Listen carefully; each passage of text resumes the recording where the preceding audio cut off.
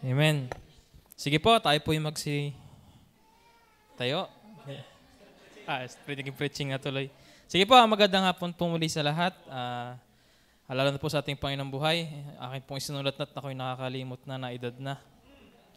So, ako po'y nagpapasalamat. Una po ay, syempre pa rin po sa buhay na pinahihiram ng ating Panginoon sa aking pamilya. Hindi ho ito basta lang isang pribilehiyo talaga ang isang araw na ipinagkakalob sa atin ng Panginoon. At isa pa po is, yun nga po, naka-attend uli dito sa Panambahan after ilang weeks ba. So medyo iba talaga yung present, iba yung kaysa present online. So yun nga po yung sasabi ko na mas ramdam mo yung kasama mo yung mga kasamaan mo sa simbahan, yung mga kapatiran. So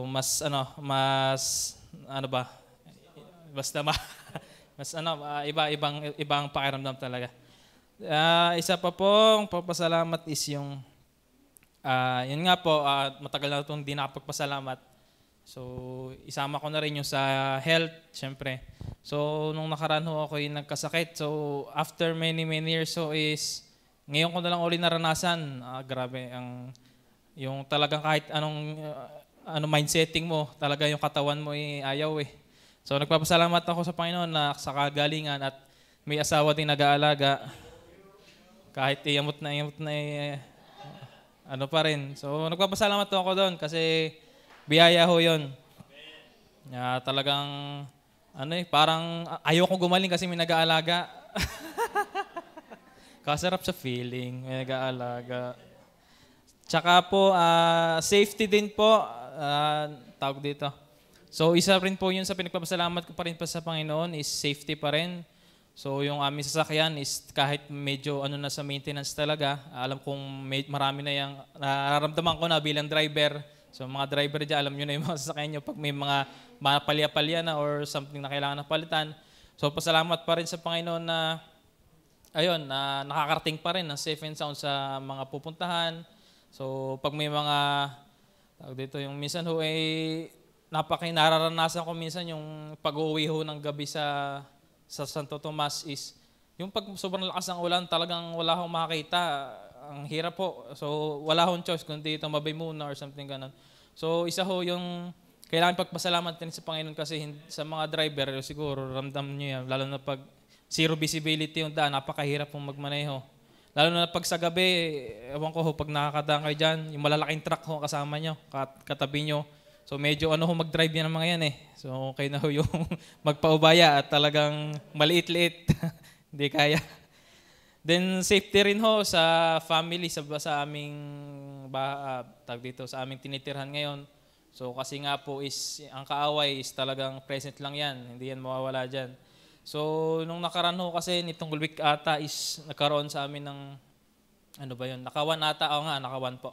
So, medyo pinagplanuhan po siguro. Then, pasalamat sa Panginoon na yung amin hong tinitiran na safe. Hindi naman nawala si Gia, kasama pa rin naman.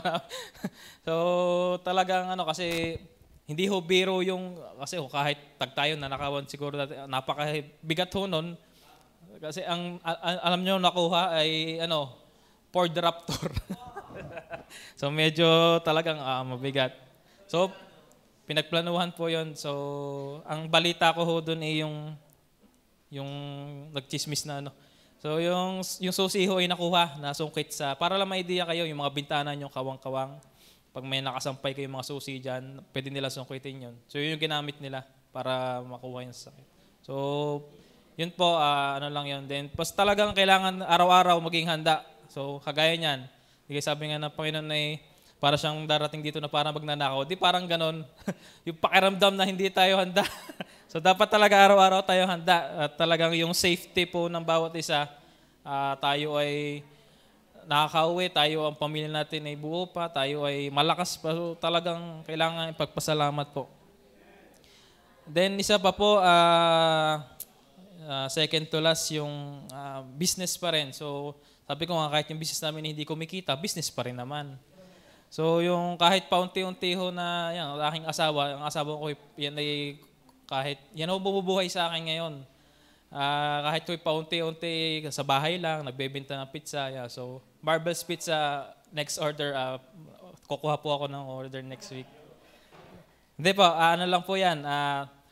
Talagang ano rin, may tumutulong, kumbaga biyaya pa rin na kahit maliit na pakita-kita, bari-bari lang sa kung tawagin is, ano pa rin, business pa rin. So, ang maganda rin nga ho doon sa business na yon, sa aking asawa, sa amin, pag nga ho kami nagde-deliver is may mga tinasamahan namin ng mga trucks. Lalo na kung hindi ko ho alam kung lahat na doon sa bahay namin nabigay. Pero as much as possible ho, may kasama ho talagang ano. So, biyaya pa rin po. Then, yun pa ho isang business namin sa Taisan, yung SIDC. yung isa pa ho dyan, kahit nga ho medyo may issue ngayon, di ba, yung ASF nga ho. So, medyo apektado. So, okay lang ho. Talagang ganun lang talaga. Mahirap alangan namang hong idibdibin natin. Talagang dumadaan yung mga ganyang bagay. So, masalamat pa rin at may naiiwan pa rin. Ilang ho natira? Dalawa daw. May natirang dalawa. Biyaya pa rin, may naiwan. Yun yung 10 ata o 12, yung dadalawa na naiwan at nagkasakit nga ho. So, ba't naman makakabawi pa rin sa biyaya ng Panginoon. Then last po, yung trabaho, syempre po, yan trabaho talagang pinagsasalamat ko at yan ho ay financially, nakakatulong ho sa amin sa parang araw. Kami nakaka-survive yan. Kahit nga ho ngayon ay medyo may struggle, pero yun nga, sabi ko ang asawa ko bumubuhay sa akin ngayon. So, nagpapasalamat ako. Then isa pa ho sa work is, malaki din ho yung pasasalamat kasi yung work ko ay nagagamit din. So, nakakagulat ho. So, yun nga ho, wag ho tayong maging complacent or maging maging kampante, tuloy lang. Actually, yung message po ni Ko Henry kanina ay nakaka-bless. Grabe yung mindsetting na parang lagi mong isipin na last day na nung tao. So parang grabe yung fire na yung mo na kailangan. Hindi minsan kasi sa atin yung Kristiyano, which is na alam ko naman naranasan natin lahat. Yung parang nagiging tayo, okay lang, everything is going well. Wala naman, normal day lang. So hindi natin alam na may isang tao diyan pala na ito na yung huli niya. So parang iba yung nakaka-bless talaga yung ni Kuya Henry. So sa workplace naman nakaka-bless din kasi yun nga pong pag-i-invite talaga, kahit minsan, sabihin na natin nahihiya tayo magsabi ng verbal or yung personal. So meron tayong pa rin, Facebook, internet. Yun po yung nakaka-bless na kahit, sabi ko nga ho pag nagpapasalamat ako sa Mary Group is, talagang hindi mo alam kung sinong kikulusin ng Panginoon. Kasi yung mga nagre-response pa sa akin, yung mga hindi ko inaasahan magre-response. So baliktad, yung mga alam ko na tutugon sa akin kasi may parang prospect mo or may possibility, ito madali ito makakay kasi parang to. Minsan hindi Yung pang mga talagang alam mo makamundo. So nakakatuwa na sila sir, anong oras? Or bisa magugulat ka na lang, nanonood sila sa live. So tapos mag-PPM sila, nanonood ako live. So nakakatuwa. So talagang tuloy lang po ang natin, kasama natin ng Panginoon sa habang natin nas dito sa lupa. So yun lang po at maraming salamat po.